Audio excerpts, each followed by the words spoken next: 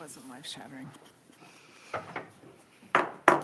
Good evening, everyone. It's February 22nd. This is a regular meeting of the Moscow City Council, slightly postponed from yesterday because of the holiday. Maureen? Let's all stand up, get a little exercise so we can pretend that we're not so cold, and do the Pledge of Allegiance. I pledge allegiance to the flag of the United States of America and to the republic for which it stands, one nation, under God, indivisible, with liberty and justice for all. Be seated. Okay, next up is the consent agenda, and the consent agenda consists of a series of items that have been previewed and vetted by the administrative and/or public works committees and are here mostly because they're of a non-controversial or a routine sort of fashion. Any item on the consent agenda can be pulled by a city council member for further discussion. Sandra, I move we approve the consent agenda. Second. and a second from Gina. Okay, Sandra, Aye. thank you. Thank you. Haley, Yes. Aye. Julia, Aye. Gina, Aye. Maureen, Aye. Ann. Aye. Good. That's done. On to the regular agenda. For item 2 is a staff recognition report. Bill Belknap. Good evening, Your Honor and Council. So this evening, it's my pleasure to take note of the city's recent receipt of the Legacy of Leaves Award that was presented to the City of Moscow on January 20th of this year from the Idaho Nursery and Landscape Association in Boise. The Legacy of Leaves Award is an annual award that recognizes a community who organizes the best Arbor Day celebration utilizing the $300 Arbor Day grant they received from the INLA. Criteria used to determine the winner of the award are the dollar amount leveraged with the grant funds, the uniqueness of the Arbor Day celebration, and the support of local volunteers. The award is named the Legacy of Leaves to recognize the contribution that trees make to the communities in which they are planted. So with that, I'd like to invite David Schott as liaison to the Tree Commission to come up and speak a little bit about the award and to take a photo with the mayor. That's so cool. Evening, Dave. Well, good evening, Mayor Betke and members of City Council. Thank you for having me tonight. It was my privilege to travel to Boise to accept the Legacy of Leaves Award on behalf of the City of Moscow on January 20th, 2022. This award was presented to the City of Moscow by the Idaho Nursery and Landscape Association. So our Arbor Day celebration was last year at Lola Clyde Park. The Tree Commission planted 3 cherry trees with the assistance of kids from PCI's Palouse Roots. Former Mayor Lambert was also in attendance, along with many of the Tree Commission members, an Idaho Department of Lands representative who nominated the City of Moscow for this award, and a special appearance by Mr. Tree, which we have in the audience tonight, Mr. David Rock, one of our Tree Commission members, which the kids truly enjoyed.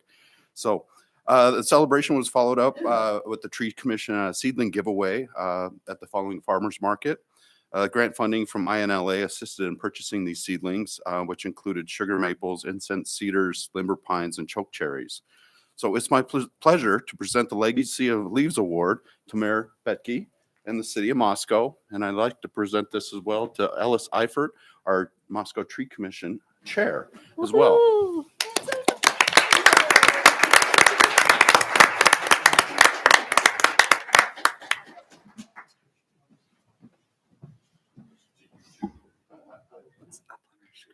What a great trio.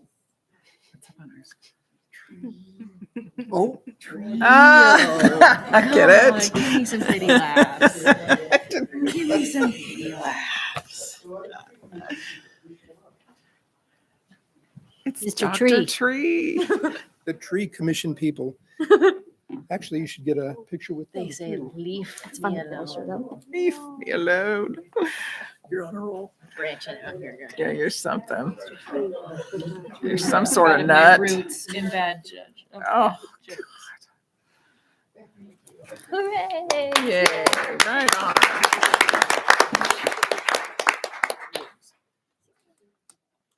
I would add a couple more comments. The Tree Commission has been a very fun commission all the way through. I was on it for a while. Gina is on it currently. And all of the members chip in quite a lot to the quality of the urban forest that we have going here. Always on the lookout for new tasks, new opportunities to make Moscow better in terms of heat sink mitigation, carbon sequestration, and just plain beauty of the city. And we thank you very much for the efforts that you guys go through on that, on our behalf, all of us citizens of town. That's awesome.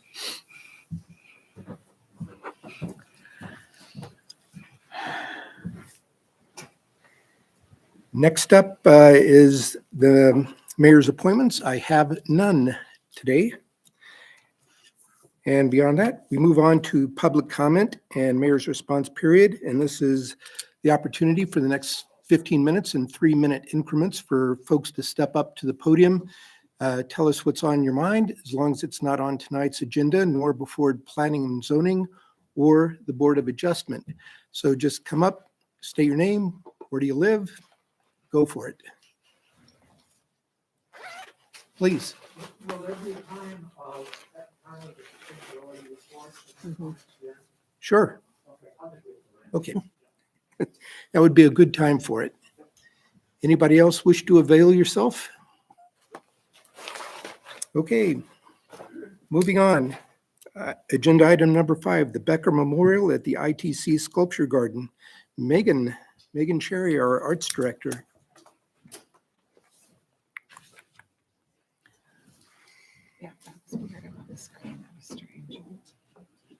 Thank you, Mayor Betke, members of City Council and city staff.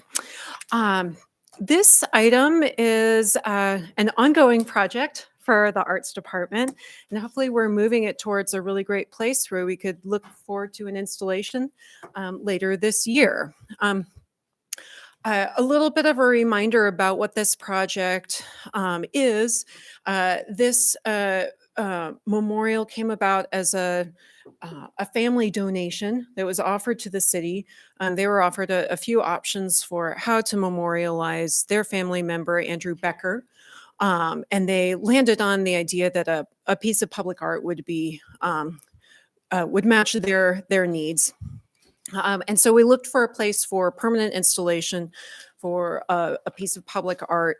And landed on the transit center because of its connections to accessibility, the things that were really important to Andrew in his life. He was a fierce advocate for accessibility, for human rights, for inclusion, for compassion, for courage, all of these things that we thought, with the transit center being right there as this kind of transportation and hub for access, that it would be not only appropriate to the scale of the project and the project budget, but also to would align with the project goals. Okay, quick timeline here.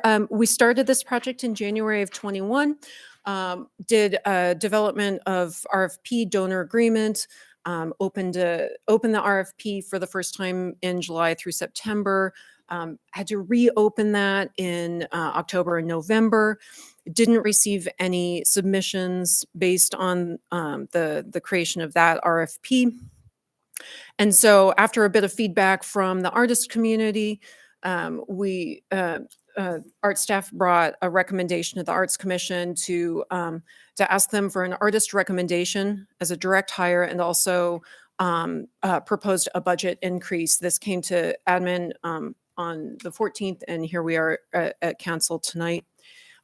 If this item moves forward, we would go ahead and complete our agreements that you have in your packets, and then hopefully have an installation in October, which would kick off our 2022-2023 Art Walk season. So that's the ideal. We'll see how everything goes. Little note about the project budget. What we heard from the artist community is that the project materials were the requirements for those materials were a budgetary concern for them. We've adopted a new method with material requirements in the arts department that fundamentally we're saying no mild steel, it rusts, it creates structural issues down the road. It's not the type of permanent investment that we want to make in our public art collection. So we're now requiring materials like aluminum, stainless steel, weathering steel, bronze. These are materials that cost a little bit more. And also have different fabrication requirements. Same thing with the coatings. These are, professionally applied coatings that we're asking for. So that's really the basis of our recommendation of the project budget increase. So the updated project budget would be $8,000. The initial donation was $5,000. The $3,000 in city provided funds would come from a project that is actually coming in under budget for us in this fiscal year. So we don't anticipate an overrun there. We will also be responsible for signage, photographic documentation, all of those things, maintenance, those things that we would take care of with any of our pieces in the permanent collection. And so the Arts Commission is recommending the direct hire of an artist, but importantly, we also ran that past the donor to make sure that that was in alignment with their goals. They're enthusiastic about that approach. They've been really wonderful to work with throughout this whole project. Okay. So like I said, we did talk with them about everything here. I think they're really interested in seeing an installation and dedication ceremony in this year. But they also want the Arts Commission and the city to use established processes. So the Arts Commission moved forward with this recommendation of J. Casey Doyle as the artist to create the piece at the ITC Sculpture Garden. Those of you who know Casey know that his work is in gallery. Also, he's working in public art, so he's one of the arts professionals here in Moscow that's really rooted in this particular part of the field.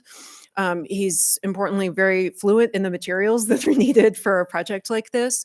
And also as a professional sort of personal connection, he is the primary point of contact for the annual Sculpture Garden call. And so he's been a huge part of the creation and the expansion of that project since its initiation in 2012. What you're seeing on the screen right now is a sample of Casey's recent work that if you stop by the Box Gallery in November, you would have seen that. We had six pieces that were clouds and ladders. So I'm not sure where he's headed or where he would be headed aesthetically with this piece, but this is just some recent work of his. And then just a note on public art guidelines. We've got newish public art guidelines. They were approved around this time last year. And that they stipulate some options for selecting an artist or an artwork. We tried option A, which is the open competition, the RFP, and receiving no submissions. The recommendation is to invite one or more artists, in this case, one artist, to submit a proposal. Okay, so to sum it all up, the Arts Commission made these recommendations in their January 11th meeting. Staff very much echoes those recommendations and would be more than happy to take questions. Does the artist know that he's being considered for this? Yeah. Yes. Absolutely. We did. We talked to him. Just with some initial thoughts. Hey, would this work for you if we structure the project in this way? Would this work for your goals and your timelines? And so he's aware of that and is Great. Excited about the opportunity. I just didn't want to lose the one person we had right now, and we all are like, yeah, it's perfect. I'm going to call him tomorrow. Do you have Yeah, I had a question. I'm curious with a donor-driven project like this, what role they end up playing in the selection of the art or the artist, if any. Yeah, so that's a great question. This project has been sort of a voyage of discovery for the arts department because we've never had. This is our very first donor funded public art. We've had donations to the portable collection, but not to the permanent collection. So I think what works really well is for the donor to be involved and to not to be blindsided by what the memorial looks like at the end. But these folks have been really, careful to say, we want the city to use the city's processes. They didn't want to get in the way of what the RFP looked like or the selection process. It didn't even request a seat on the selection panel. So I think the process we would use would be to bring a design to the donor, actually 2 designs to the donor, for a recommendation to the MAC, for a recommendation to council, just to make sure that everybody's seen what's happening, so that they don't arrive at a dedication ceremony in October and find out that it looks different than they thought it would. But I think the danger that we always have to find some balance about is just making sure that we're not opening the artist up to a design by committee scenario, because that can be really creatively disorienting. Sandra? You may have said this, I just don't remember. But after you increased the money, did you send another ask out to the general public, or did you just solidify at that point? Did not open a new RFP at that point because we just opened a second, thinking maybe it was a timing issue. So the second submission period was open without any adjustments to the project. And I think the comment that both the donor and the Arts Commission made about opening a new RFP was that the family, they're kind of waiting for this project to come to fruition. And if there is an option to, work with a direct hire, that I think that's the strong preference of both the donor and the Arts Commission. Follow up. I guess just to be thinking about, I worry as we go on, because hopefully we will get more donor inspired art. But it seems like since there was a concern by folks that it was 5,000 wasn't enough to cover costs. Yeah. If you increase it and then did not put that call out again, there may be a little backlash on that from folks. Be like, if I'd known it was this much, I would have submitted X. So I guess just as a cautionary tale at this point, I'd be careful with that practice. Yeah. That's all. Thanks.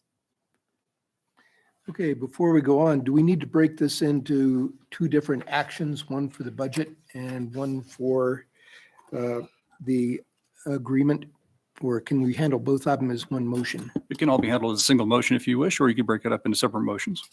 I move for the approval of the budget increase, approve the Becker amended donor agreement, Becker Memorial Design Contract, and the Becker Memorial Art Work Commission to create a memorial sculpture for the ITC Sculpture Garden. Second. Okay, motion by Maureen, seconded by Ann. Any further discussion? Okay, Julia, Aye. Sandra, Aye. Ann, Aye. Haley, Aye. Gina, Aye. and Maureen. Aye.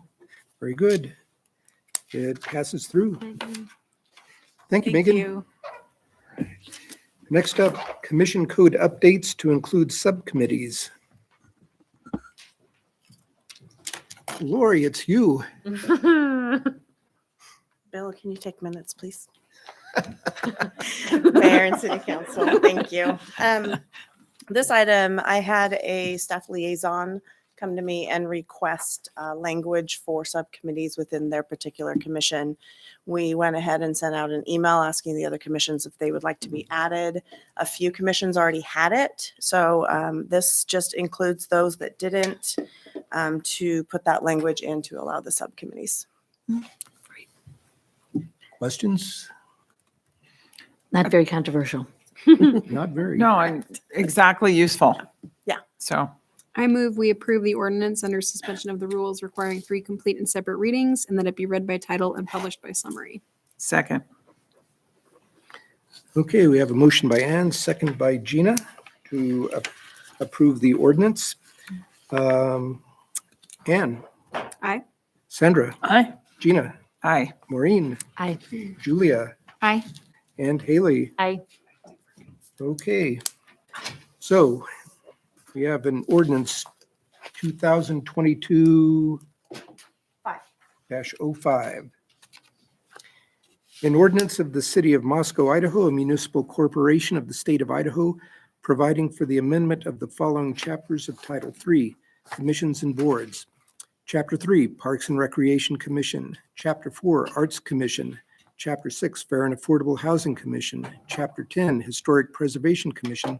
And Chapter 13, Moscow Tree Commission, providing for the allowance for subcommittees and/or advisory committees, providing that all other chapters of Title III shall remain in effect, providing that the provisions of this ordinance be deemed severable, and providing for this ordinance to be in full force and effect from the date of its passage, approval, and publication according to law. Okay, very good. We move on to item number 7, the Environmental Services Sustainability Report. Looking like neither Kelly nor Kyle. Here's Kelly. Here's Kelly.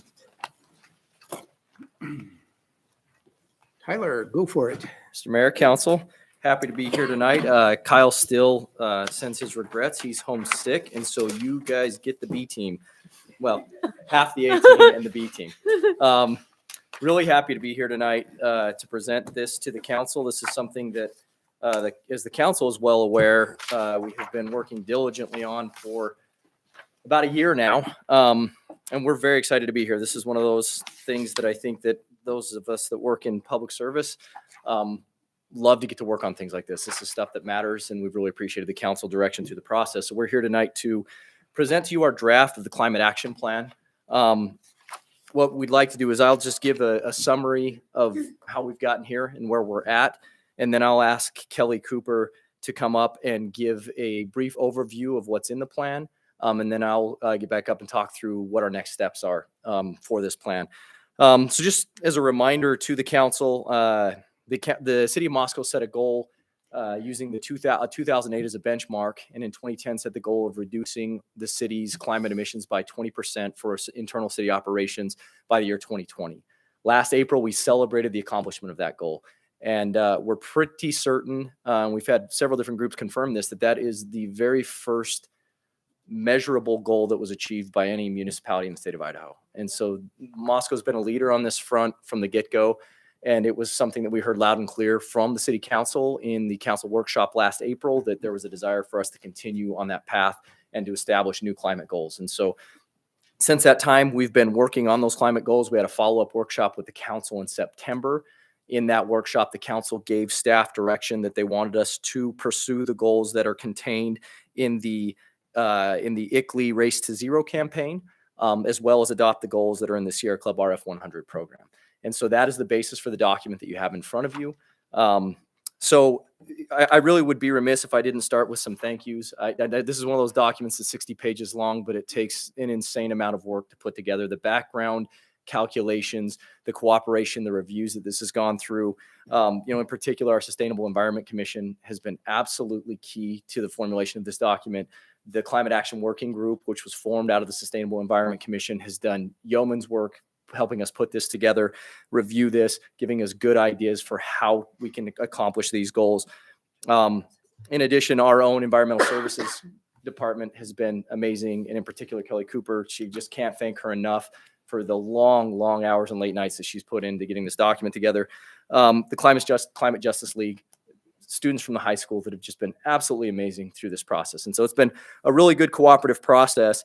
And we think we've got a document that will help us reach the goals that the council instructed us to set. With that, I'm going to have Kelly get up. Again, we're not going to go into a lot of depth because this is just an introduction to give you guys an idea for what's in here, and then allow you time to review this and provide feedback. So I'm going to ask Kelly to come up now. Hello.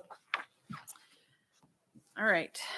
So I just want to quickly kind of give you a quick overview of the document here. I started with kind of that same background information that Tyler already provided you, as well as a history of our climate action. And then, where we stand in the world. With that too, then of course we have our goals. That's the first big thing I'd like to talk about. Council expressed interest in joining the ICLEI Cities Race to Zero campaign. With that, in general, that goal means 50% reduction by 2030 and a 100% net zero by 2050. In that regard, though, each city is a little bit different in the actual targetable amount of reduction. For the city of Moscow, it worked out to be a 56.6% reduction. A lot of that's because it's our city's fair share. We don't expect a smaller city that has less emissions to reduce as much as a larger city that produces more. Makes sense, right? So that's stated here in the goals section of the report in front of you. Race to Zero also does not include a specific goal for city operations, but we felt it was still really important for us to continue our work in-house. So adding to that, I have a goal in here that stipulates that City of Moscow city operations would reduce to net zero by 2030, in line with that 56% reduction. Did you say 0 by 2030? I'm sorry, just need 0%, yes. Wow. Net zero Okay. for just wanna make sure I heard operations. I think we can do it. 30 or 35? And Does it say 35 in It here? does, yeah. Yeah, then 35. Okay. Sorry about that. No, that's okay. and you said operations, not emissions. Do you mean Yes, emissions? for city operations, emissions will be net zero. Both. That was a both, wasn't it? Okay. So with that, the next section kind of goes into where we are now. It's hard to reduce if we don't know where we are. So this goes into the information I already provided you in the April and September workshops about where our current emissions are for both city operations and community as a whole. They're broken out separately, and the methodology that I use to determine those numbers is also included for your review. So most of that you should have already seen.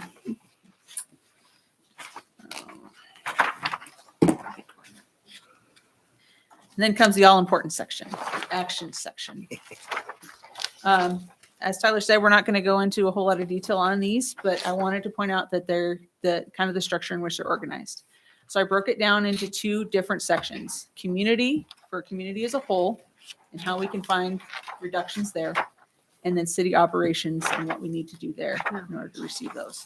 Under each section, there are the sectors that you should have seen.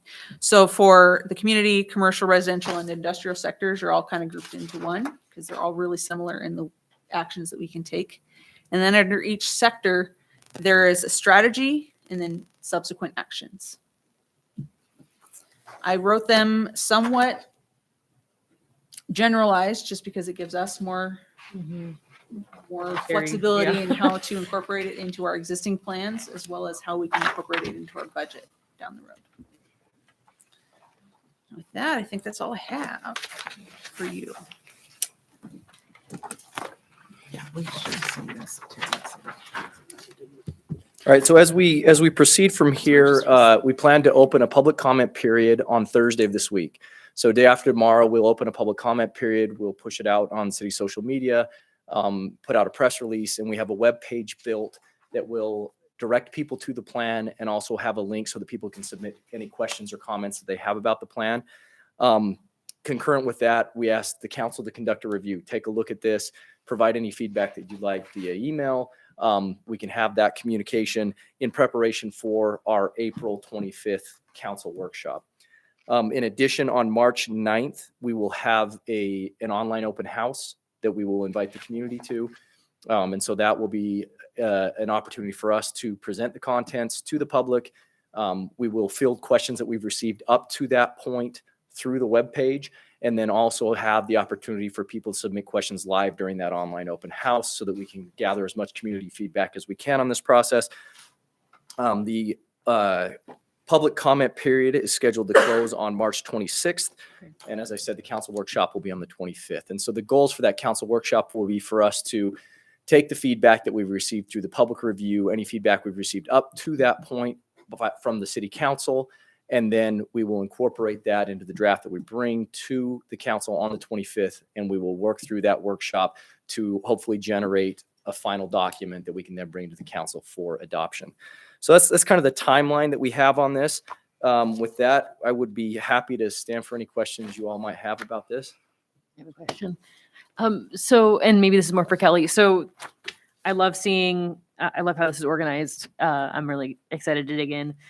Do each of the subcategories, at least for the city piece for the city operations piece, was that done in conjunction with visiting with the departments to make sure they're ready, they're game? Yes. Okay, we got buy-in. Yes. Okay, I love it. So- Thank you. So part of the generation of this document, there's actually a section that talks about that, it's really been a citywide effort, and there's been coordination with the departments, meetings with the departments to go over, okay, what is possible, reviews of our capital plan to say, okay, how can this be incorporated? How might we possibly fund these things? Good. So all of those things have been looked at in the generation of the plan. I love it. Sandra? If we do have feedback, I need a deadline. What's my last day I can give you? Well, Sandra, you can give feedback all the way up to and including in the council workshop. So that's for that. If it's feedback that you want us to try to incorporate into the document, ideally, if we could have that from the council by the second week of April, then that gives us time to incorporate it by the 25th. So if it's something that you'd like to have us take a look at prior to that workshop, by the end of the second week in April, that would be helpful. I'm not anticipating that, but I just need that. Thank you. So you're saying, I'm sorry, Go ahead. Mr. Mayor, if I can, please. The public comment period opens on the 26th of this month Of this month, and goes until March 26th. 26th of next month. That's right. Awesome. That's The an 24th, important- Thursday, 24th. 24th through the 26th. Yep. Maureen? So I'm really excited about this, and I just want to hear something about how you intend to market it. I mean, it's probably in here, but if you could kind of give an approach towards it. My biggest concern is I want to make sure that Moscow gets credit for all that it's done and that it comes out with a rah, rah, here we go, and it encouraging people to do it. I think that, my own perspective is things that are written in doom and gloom just are driving me crazy these days. And I don't care if you're looking for a nickel. It's really hard to get that from me at a time of, everything's coming in, the world's going to end. And so I think that we have a lot to be proud of, and that we are taking such steps that it is so fabulous. And I want to make sure that we are marketed all over as the model of how to do it. And I think that that's really important. I couldn't agree more, Maureen. And as we reviewed this, I actually came away from the generation of this plan way more optimistic than I thought we would be. There are steps that are being taken with our grid and our power supply that are very helpful. And there are things that we can do with advancing technology. We've talked about this before, but the availability of fleet vehicles we just ordered our very first electric pickup for the new stormwater department. That's amazing. If you would have told me 10 years ago that I'd be ordering an electric pickup in 2022, I wouldn't have believed you. I wouldn't have. It would just been so far out there. And so I think that there is a really positive story to tell, and we certainly plan on making sure that we tell the narrative of the successes that we've had and try and imbue the entire process with the optimism that we can achieve this. Yeah, because I think I'm totally impressed at what the city have done. It's like, how do you reach that out and be able to convince a larger audience? And the only way we do that is if we can somehow not have it look like, oh, those crazy people are sitting there coming up with this idea. It's like, no, this is going to help you save as your business. This is going to help you as a community. It helps your grandkids, your great grandkids, and all that down the line. And so I think your biggest push, I have no doubt that you're going to meet the city's goals. My biggest push is, come on, we got to get the community behind this and be cheerleaders. Julia? I have two questions. One is, how will this be accessible to members of the public? So the document itself will be posted on the city's website. So there'll be a link on the page that we will push out that people can just click on and access a PDF of the document. Okay, and is this done and ready to go? Yes. I have some concerns about the 2030 versus 2035 question, because I noticed, I don't want to edit while we're sitting here, I promise. But I just am concerned that that's a pretty major gap. Page But 9. on page 9, some things say 2035 and some things say 2030. We got an interim target versus a net zero.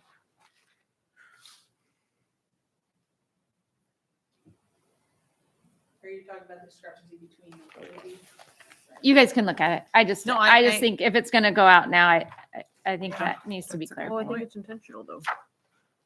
Yeah, I was trying to find exactly where.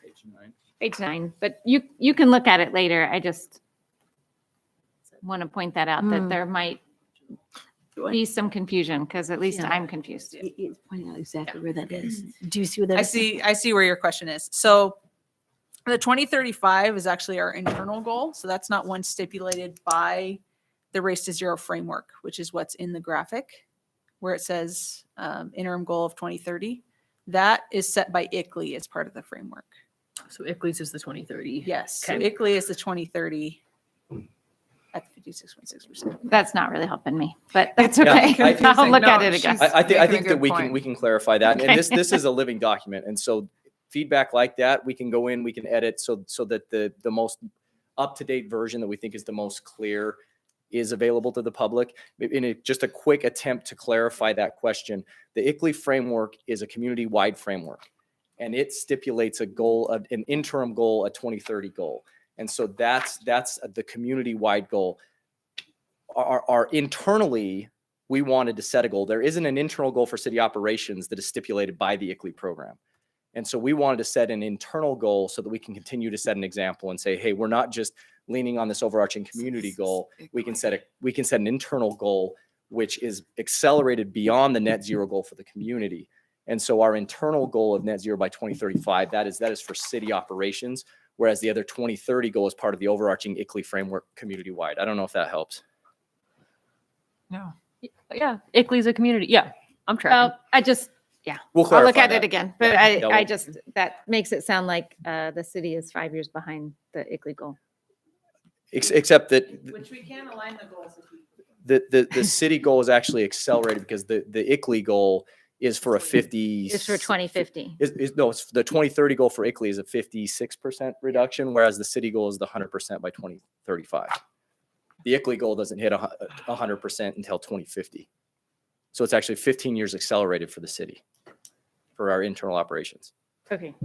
So the fact that it's confused, at least Yeah, it bears 20% of us up here is a problem. Yeah. So if you would, put it in Absolutely. smaller, less syllables.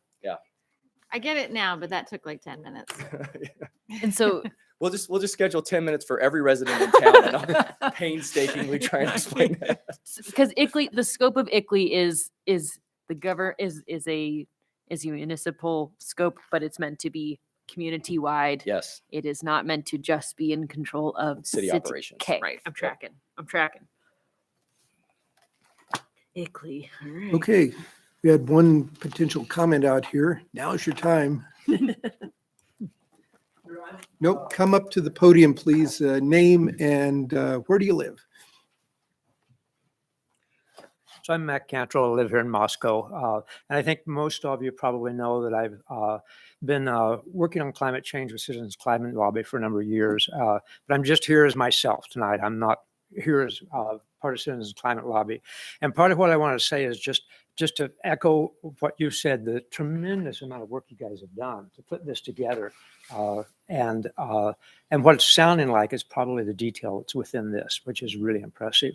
And if you had asked me 2 years ago that the city of Moscow would come together with a plan like this, I would have said, no, it's not going to happen. It's amazing that you're working toward this. And I think that this is going to help the town immensely. It's going to help the town financially. It's going to help this town, both the city government and the community, to be ahead of the ball game in terms of what's coming on with cheaper, clean energy, what's coming on with integrations of different kinds of things that could even include hydro and nuclear into a stable grid that uses no fossil fuels. And if you're ahead of the game, you're going to save more money. So it's going to save this town money. It's going to save people in the town money. If you're doing insulation, you're decreasing your energy costs. You're going to save money. It's going to make the town a healthier place for people. And I think those kinds of things need to be maybe in an addendum when it goes up on the website in a few days, a paragraph that just says something about all the positive benefits that are going to come out of this for everybody.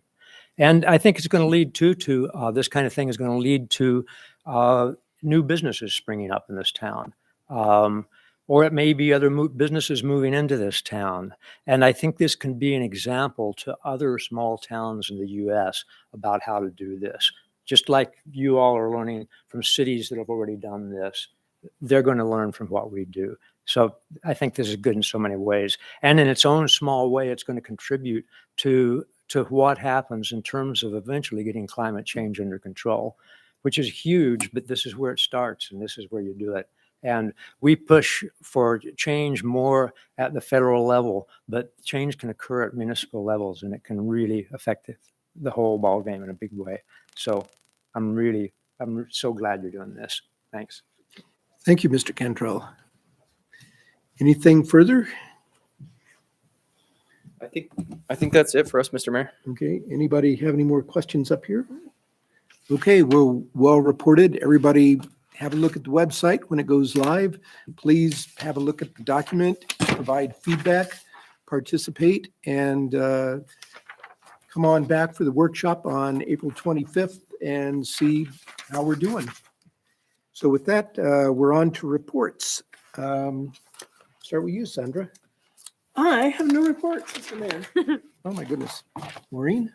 I went on February 15th to the URA meeting, and basically they talked about the 6th and Jackson project, and it's still plugging along, and that's about all I can say right now. And people are working hard, but I think it's still plugging along. Gina? Okay, I sat in on the Transportation Commission on the 10th of February. It was pretty exciting.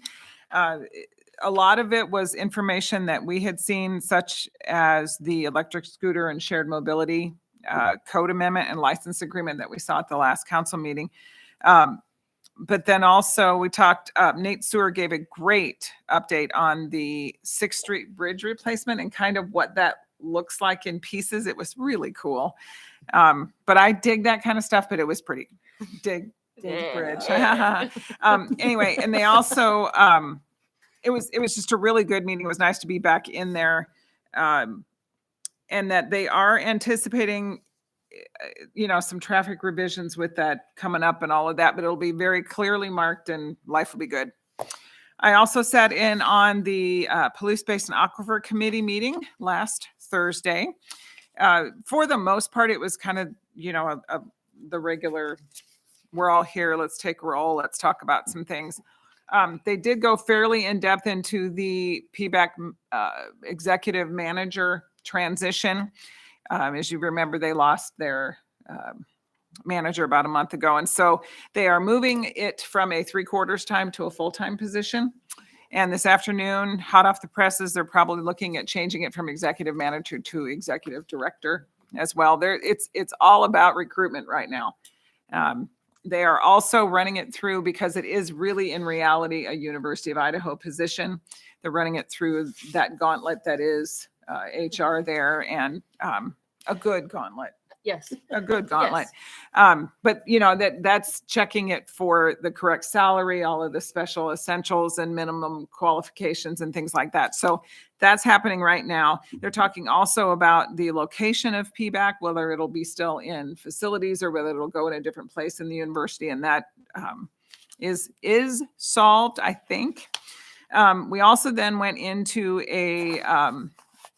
basically a workshop for the water supply alternatives. And it was just like the very first moment of looking at this preliminary, like the pre-draft of what we will see in the fall. And it's was pretty exciting. I will tell you though, if I have to wait one more criteria and fuss with 20 of my closest friends over whether it's a 7 or an 8, I will have a different opinion of that workshop. But it was really good. It was very intense 2 hours. So that, I think it's moving in the right direction. And it was interesting. We've talked amongst the council about whether or not we thought it was going to end up being one of these alternatives or a combination of, and it was fascinating that it's probably going to end up being a combination, but that is, that's all I can tell you right now. It's pretty exciting. Secrets. Well, it's not necessarily secrets. It's still in the development phase. We weighted it as a committee, and then it goes back to the consultants and they do some more magic with it. So it's not ready. I promise I won't be keeping secrets. And I just have one from Pathways, kind of on theme tonight. annual Bike to Work Day will be May 20th and from 7 to 9. Some volunteers, including myself, will be handing out refreshments on 6th and Main. So if anybody rides their bike down, they can come and say hi And get a refreshment. and get a refreshment. Great. What if I'm not going to work? Haley, What if I'm not going to work? What if I just want to go for the refreshment? Does that count? Okay. You cool. got a bike down there. Okay, let's go chronologically. So I flexed in to cover for Arts Commission for Maureen on the 8th. I was going to highlight the vinyl wrap project is proceeding and entries are due February 28th. Making eye contact with Megan, make sure I've got my facts straight. And then we were able to talk about what we saw tonight. The other thing I was going to highlight, the Plein Air event will be hosted at Third Street Gallery in September instead of usually at what was formerly known as the Pritchard.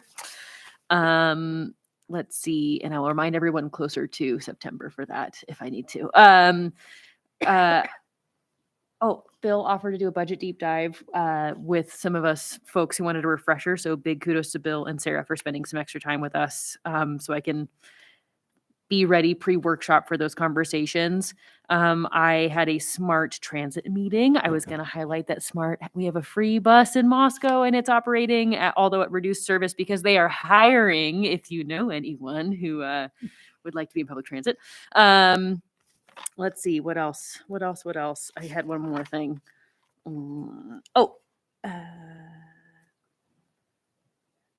Hold please. Oh, yes. And on Sunday, the University of Idaho Student Engagement Center, Center for Volunteerism, maybe, I think, was hosting an event over the weekend for women in leadership, and they had reached out to council. And so Gina, Maureen, and I participated in a really cool panel with them on Sunday with a small group of young women who are kicking tush and taking names. And it was vulnerable and beautiful, and it was really great. And if anyone wants to go hang out at an ASUI meeting, they meet 7 p.m. Wednesdays at the Clearwater Room, and they're doing really cool things. So go Vandals, that's what I've got.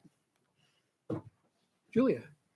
I went to the Sustainable Environment Commission on the 15th, and we welcomed a new member, Olivia, and she is the U of I Sustainability Student Coordinator. I don't have her title right. But, and then we got a great presentation from David Schott, and he talked about pesticides in the parks and pesticides in the cities and the rotation program this year for the pesticide-free park, which will be Anderson Park. So a great program, and I encouraged him to, think in the future about expanding the program since we have so many parks. He also talked about the process of the city becoming a bee city, like BEE city, USA, kind of like a tree city, USA. And so that was really encouraging. And seems like it would be a great thing for the city to pursue. We talked about the Mayor's Earth Day Awards, and those nominations will be beginning in March. And the Climate Action Plan draft, which we all talked about. And then the downtown cleanup at the end of April. So hopefully City Council and different business owners will be downtown cleaning up whatever is left over from our hopefully melted snow. And this week I have Clearwater Economic Development. So that's it. Can I ask Julie a question? Do you have a date on the city cleanup day? I think it's April 28th, but I'll look real quick. Okay. It isn't the end of the world if we don't find out tonight. April 22nd. Birthday Okay. itself. Ooh, actually Earth Day. Thank you. For me, last Friday, United Way had a fundraising dinner out at the fairgrounds, and some of my fellow city employees and councilors chipped in and got a table for Moscow.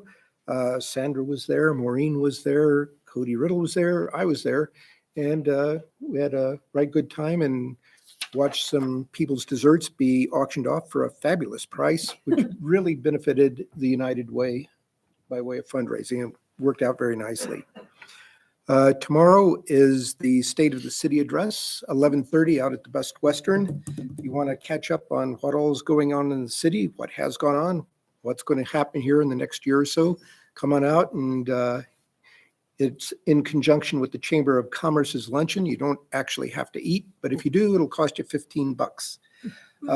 And for those of us on council and some of the city administration, on March 1st is the town gown get together with the ASUI and university leadership. So make sure you've got that on your list of to-dos. What time? 5:30 at the ICCU. In the Anything alumni from lounge. staff? Nothing else from staff this evening. Well, geez, that brings us right around to adjournment. Anybody want to go? One quick question before. Yeah. For anybody who wants to watch the State of the City online, is that an option to your knowledge? I think it is. It is. I think we'll be live streaming that on Facebook, if I understand correctly, And it'll probably wind up on YouTube Yeah. afterwards. afterwards. Move to adjourn. Sniped it. So, yeah, It's on. second. Second. All in favor? Hi. Aye. Aye. We're done. Thank you.